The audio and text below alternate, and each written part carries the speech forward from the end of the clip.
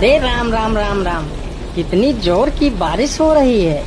2 दिनों से यह बारिश तो रुकने का नाम ही नहीं ले रही है। मुझे लगता है अब जल्दी ही मेरी छत से पानी टपकने लगेगा। तभी उधर से एक शेर बारिश से परेशान होकर छिपने की जगह ढूंढते ढूंढते उसी किसान की झोपड़ी के पीछे बने तबेले में घुस जाता है, जिस तबेले में उस किसान के कुछ गधे बंधे हुए थे। अंधेरा ज्यादा होने के कारण शेर गधों को देख नहीं पाता है और उन्हीं के बीच जाकर खड़ा हो जाता है।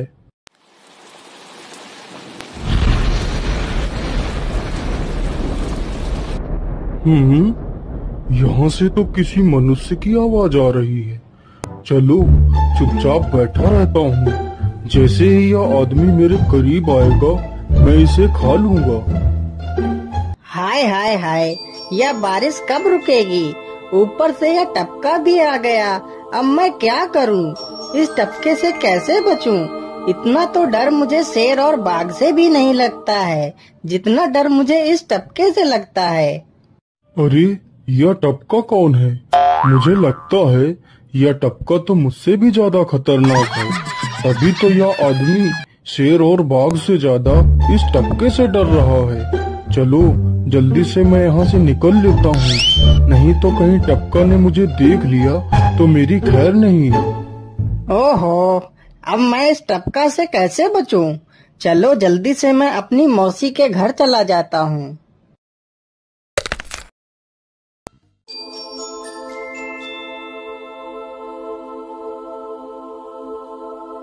अरे चल चल गधे की औलाद, यहाँ पर छिपा हुआ बैठा है। अरे चल जल्दी। अरे ये क्या, जिसका डर था वही हुआ। यह टपका तो मुझ पर हावी हो गया।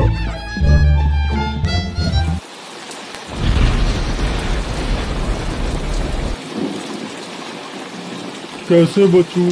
कैसे बचूं? इस टपका से मैं कैसे बचूं? हे भगवान मेरी सहायता करो, मुझे इस टपका से बचाओ। मैं आज के बाद किसी प्राणी को नहीं मारूंगा, मैं मांसाहार छोड़ के शाकाहारी बन जाऊंगा। भगवान मेरी रक्षा करो। शेर को दौड़ते दौड़ते रात से सुबह हो जाती है।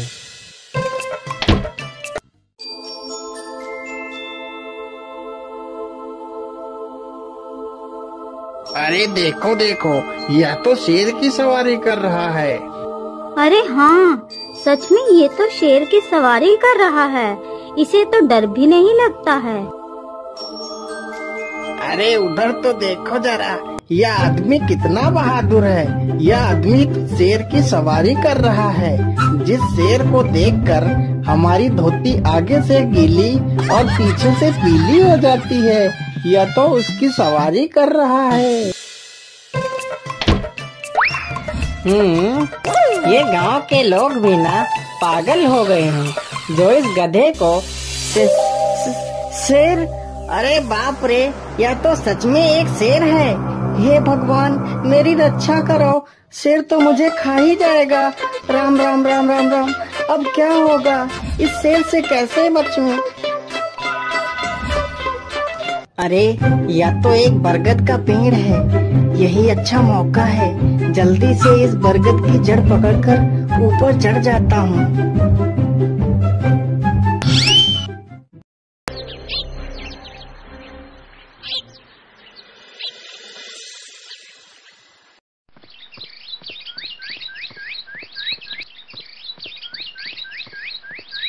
अरे शेर भैया, तुम इतनी जोर जोर से भागते हुए कहाँ जा रहे हो? आप तो बहुत डरे हुए लग रहे हो। आप तो जंगल के राजा हो, आपको किसका भय है? टपका, वो टपका मेरी जान के पीछे पड़ा है। अरे शेर भैया जरा मुझे बताओ, वो टपका है कहाँ? अरे भालू भैया, वो टपका मेरी पीठ से उतरकर उस बरगद के पेड़ पर चढ़ गया है।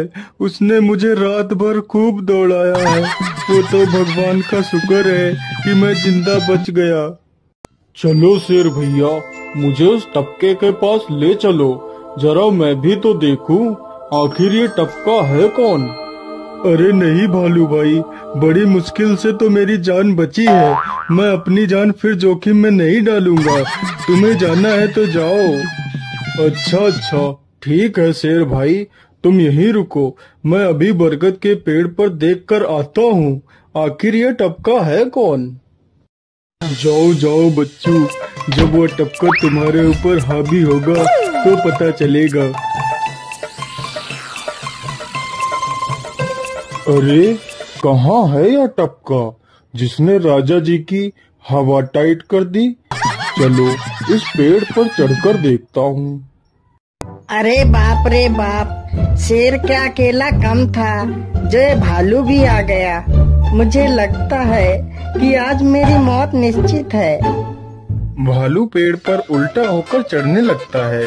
तभी किसान और तेज से कांपने लगता है। कांपने की वजह से किसान के हाथ से छड़ी छूट जाती है और उल्टा होकर चढ़ रहे भालू के पिछवाड़े पर जा लगती है। भालू धड़ाम से जमीन पर गिरता है।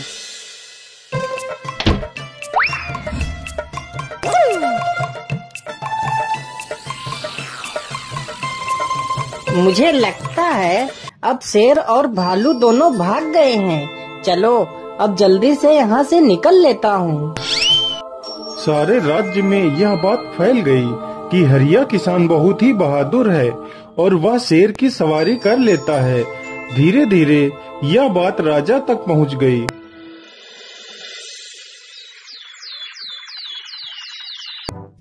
महाराज, क्यों न हम पड़ोस के गांव से हरिया किसान को बुलवा लेते हैं। वह बहुत ही बहादुर है। उसके बहादुरी के चर्चे तो पूरे राज्य में हैं। मुझे पूरा विश्वास है वह इस काम को जरूर कर सकता है। वह इस दुष्ट शेर को जरूर पकड़ लेगा। सैनिकों, हरिया किसान को आदर पूर्वक हमारे दरबार में पेश किया जाए। महाराज, आपने हमें याद किया। बताइए क्या बात है। मालिक, हमसे कोई भूल हो गई क्या मालिक? नहीं हरिया, तुमसे कोई गलती नहीं हुई है। यह कुछ लोग पड़ोस के गांव से आए हैं। इनका कहना है कि इनके गांव में कोई दुष्ट शेर आ गया है जो इनके पशुओं को उठाकर ले जाता है और उन्हें मारकर खा जाता है। हमने तुम्हारी बहादुरी के बहुत सारे किस्से सुने हैं। तुम बहुत ही बहादुर हो, इसलिए मैं तुम्हें उस शेर को पकड़ने की ये जिम्मेदारी सौंपता हूँ। अरे बाप रे बाप, उस बार तो मैं शेर के हाथों बच गया था, लेकिन इस बार मैं नहीं बचूंगा। अगर मैंने महाराज को सच सच बता दिया तो झूठ बोलने के जुर्म में मुझे फांसी पर ही चढ़ा देंगे। अरे हरिया, तुम मन ही मन क्या बड़बड़ा रहे हो? कुछ नहीं महाराज, कुछ नहीं। मैं सोच रहा था कि मैं शेर को कैसे पकड़ूं। ये लो हरिया, कुछ स्वर्ण मुद्राएं रख लो, ये तुम्हारे काम आएंगी। क्या करूं, कैसे पकड़ूं उस शेर को? ये महाराज ने भी मुझे कैसी दुविधा में डाल दिया है। क्या करूं? हाँ, मिल गया। फिर हरिया बाजार से एक रस्सी और एक जाल तथा एक बकरी खरीद कर लाता है। चलो जल्दी से, मैं यहाँ पर एक गड्ढा खोद देता हूँ।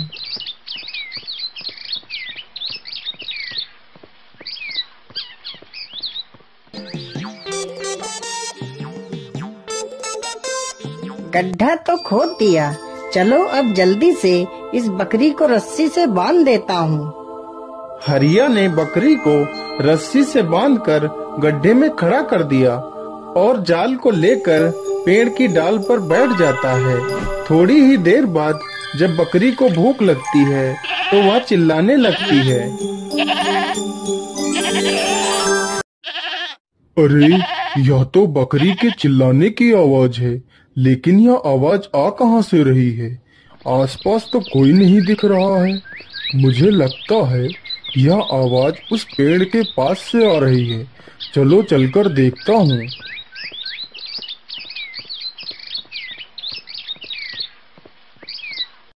अरे वाह, आज तो शिकार मेरे पास खुद चलकर आ गया। शेर तुरंत ही बिना देर किए हुए गड्ढे में छलांग लगा देता है। तभी किसान तुरंत ही बकरी को ऊपर खींच लेता है और जाल को गड्ढे के ऊपर गिरा देता है। शेर गड्ढे में ही फंस जाता है। यह देखकर गांव के सभी लोग बहुत ही खुश हो जाते हैं।